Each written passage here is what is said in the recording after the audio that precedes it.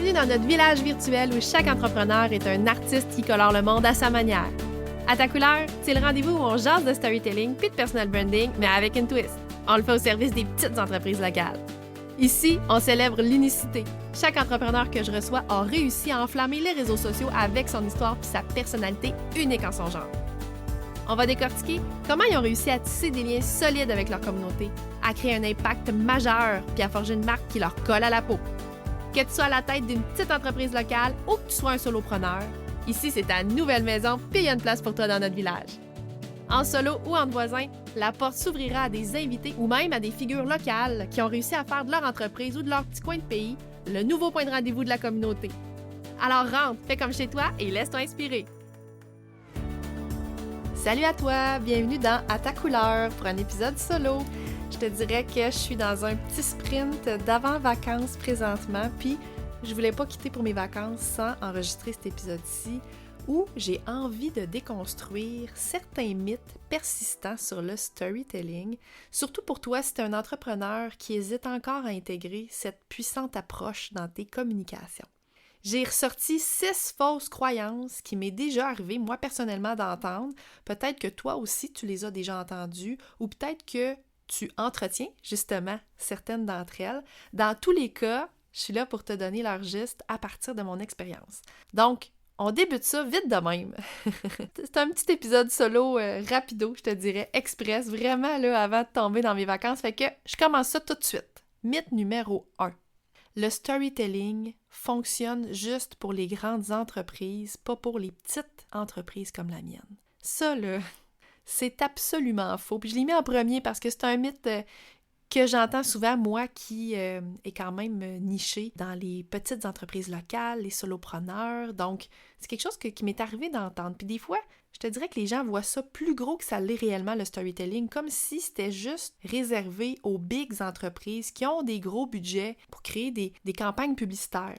C'est vrai que le storytelling est souvent utilisé dans les publicités télé, par exemple. Je pense notamment au fameux bye-bye. Je t'en ai déjà parlé dans un autre épisode, comme quoi le storytelling est souvent utilisé dans les campagnes publicitaires télé. Mais le storytelling, c'est en fait une arme secrète pour les petites entreprises. J'aime ça dire que c'est une petite arme secrète. T'as pas besoin de grands moyens à la hauteur des grandes entreprises pour utiliser le storytelling pour ta petite entreprise. Puis là, des exemples concrets de petites entreprises locales qui ont intégré le storytelling à leur stratégie, j'en ai vraiment plein en tête. J'ai envie de te nommer le grille-pain du coin de Shawinigan parce que j'ai déjà reçu le propriétaire de la boulangerie sur le podcast, Sébastien Gauthier, qui est venu raconter à quel point ses clients veulent davantage connaître la personne qui fait le pain puis l'histoire de son histoire à lui, plutôt que le pain lui-même, que le produit, le résultat final. Je te mets même un extrait de l'entrevue avec Sébastien. Parce que souvent, ce qu'on apprend puis ce qu'on voit en général, c'est que ce soit la compétition, peu importe, c'est beaucoup se servir des réseaux sociaux pour un peu comme un catalogue. Afficher des menus, afficher des produits. Même moi, à la base, c'était un peu ça que je me disais. Les réseaux sociaux, je vais prendre des belles photos de pain, essayer d'en mettre tous les jours pour que ça ait l'air attrayant, que le monde vienne parce qu'ils voient le produit a l'air bon. Mais c'est surtout, je pense, ce qui attire les gens, c'est l'histoire de la personne qui fait le produit. Le côté humain, je pense qu'il est beaucoup plus important que le côté plus catalogue des réseaux sociaux. Ouais. Avec Sébastien, on a intégré le storytelling dans sa stratégie de contenu, puis je te confirme que les posts où on partage ses valeurs, son why, donc le fameux pourquoi il fait ce qu'il fait, ce qui l'anime, son combat, ses opposants, son moment d'épiphanie, bref, tous les éléments qui constituent un bon récit, c'est toujours les posts qui lèvent le plus et de très loin. Pour te donner une petite idée, là, le grille-pain du coin a 4000 abonnés sur Facebook, puis les publications où on raconte l'histoire de Sébastien obtiennent en moyenne 10 000 vues organiques. Donc ça, c'est sans payer de pub, là, c'est de la visibilité naturelle. Puis en moyenne, 10% de taux d'engagement. Donc, c'est vraiment au-delà de ce que les autres publications de type un petit peu plus promotionnel de produits obtiennent. Puis pourquoi ces résultats-là? Bien, parce que les histoires créent une connexion émotionnelle qui va dépasser les transactions commerciales. Dans un monde où les petites entreprises luttent souvent pour se différencier, bien, partager son histoire unique, ça permet de se distinguer aussi dans un marché qui est saturé, qui est encombré, puis surtout, et ça, je ne le répéterai jamais assez, de générer du sens. moi-même, la voisine. J'applique cette méthode-là aussi dans mon propre contenu. Donc, chaque fois que je partage une histoire personnelle, l'engagement augmente systématiquement. Le mythe numéro 2, le storytelling est conçu pour manipuler les gens. Ça, c'est une étudiante au MOB du Cégep de Trois-Rivières qui m'avait lâché ça dans un de mes cours où j'abordais le storytelling.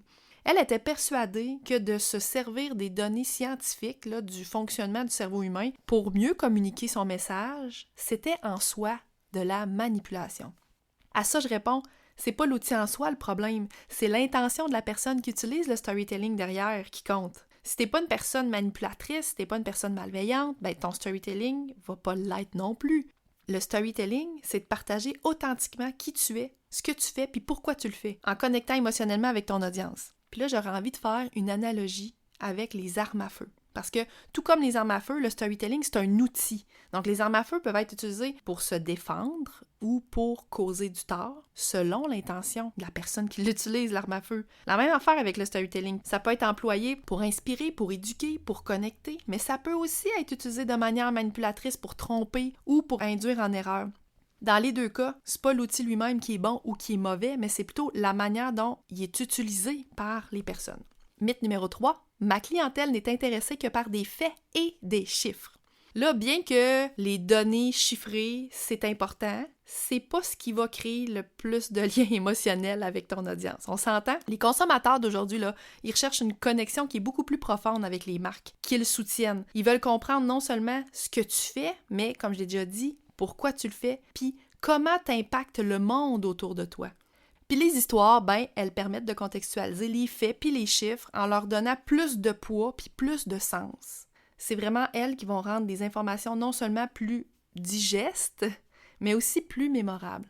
Il y a des études qui ont démontré l'impact du storytelling sur la mémorisation puis sur la vente. Puis ces études-là révèlent que le storytelling facilite la mémoire à long terme, mais aussi la vente et la valeur perçue d'un produit. Une autre étude faite sur les ventes de bouteilles de vin révèle que les consommateurs ont tendance à choisir 5% plus de fois la bouteille qui contient une histoire, storytelling, si on veut. Tu sais, quand on lit la petite étiquette en arrière de la bouteille, ça arrive des fois qu'on va avoir un brin d'histoire de la famille qui a produit le vin, justement. Puis ça, ça contribue à payer 6% plus cher. On accepte, si on veut, de payer jusqu'à 6% plus cher notre bouteille quand il y a une histoire qui va nous toucher ou qui va éveiller en nous certaines émotions ou inspirations, disons. Une autre étude montre que derrière 65% des conversations qu'on entretient au quotidien, il se cache une histoire personnelle. Je t'apprends rien. Bon, ça prend pas des recherches scientifiques pour savoir ça, mais il y a des recherches scientifiques qui ont prouvé que l'humain est naturellement fait pour se connecter avec les histoires qu'il entend, puis qui va les rattacher à sa propre expérience, puis ça fait créer un lien affectif, bien évidemment. Fait que là, tu seras pas vraiment surpris d'entendre qu'un message qui est livré sous forme d'histoire est 22 fois plus mémorable qu'une information factuelle. C'est puissant quand même. Mythe numéro 4, j'ai pas d'histoire intéressante à raconter. Celle-là, je l'ai souvent entendue. Chaque entrepreneur a une histoire unique à raconter. On a tout un vécu, on a tout un parcours, bien évidemment. Mais tu sais, t'as pas besoin d'avoir découvert une île inconnue ou d'avoir inventé une super technologie, le révolutionnaire, pour captiver avec ton histoire. T'as pas non plus besoin d'avoir fait la guerre, on s'entend. Les histoires les plus impactantes, c'est souvent celles qui ont lieu dans le quotidien. T'as créé ton entreprise pour une raison. Peut-être que c'était pour combler un manque sur le marché. Peut-être que t'avais une grande passion que t'as voulu explorer. C'était peut-être aussi pour offrir une solution à un problème fréquent. Ces motivations-là, c'est le cœur de ton histoire. Raconter comment tu as surmonté des obstacles pour réaliser ta vision, ça peut être vraiment inspirant, puis ça peut vraiment aider ton audience à plus facilement s'identifier à toi. Puis souvent, les gens vont s'identifier plus facilement à des petites victoires quotidiennes, aux défis surmontés, que quelqu'un qui a vécu des choses extraordinaires que peu de personnes vivent dans la vie. Oui, ça peut inspirer, mais on peut avoir plus de difficultés à s'identifier à ces gens-là. C'est ça qui est au cœur même de nombreuses entreprises, c'est-à-dire des petites victoires. Puis je suis pas en train de dire que les petites entreprises ont pas accès à ces grands succès, ces grandes victoires-là, pas du tout. Mais souvent, on pense ça, qu'il faut qu'on ait vécu des grandes affaires ou des grosses affaires pour pouvoir la raconter, son histoire. C'est comme si on avait besoin de cette légitimité-là, ce droit-là pour la raconter. Pas du tout. En tout cas, moi, je suis un bon exemple de ça. J'ai pas d'histoire incroyable, c'est-à-dire que j'ai pas vécu la guerre, j'ai pas rien révolutionné, mais j'ai une histoire qui vaut la peine d'être racontée, comme toi, comme la tienne, assurément. Mythe numéro 5, le storytelling est trop subjectif et difficile à mesurer en termes de retour sur investissement. Là, même si le storytelling, ça peut sembler moins tangible que d'autres stratégies marketing, il y a des moyens quand même concrets de mesurer son succès. Il y a des indicateurs de performance comme par exemple l'engagement sur les médias sociaux, le temps passé sur ton site web, les taux de conversion aussi qui peuvent tous témoigner de l'efficacité de ton histoire. Il y a aussi des outils comme Google Analytics ou tous les insights des médias sociaux dans le Meta Business Suite par exemple qui vont te permettre de suivre justement cet engagement-là, les partages, les conversions générées par ton histoire. C'est en comparant par exemple ces données-là avant et après l'intégration de ton storytelling dans tes communications que tu vas être capable de voir son impact sur la performance marketing.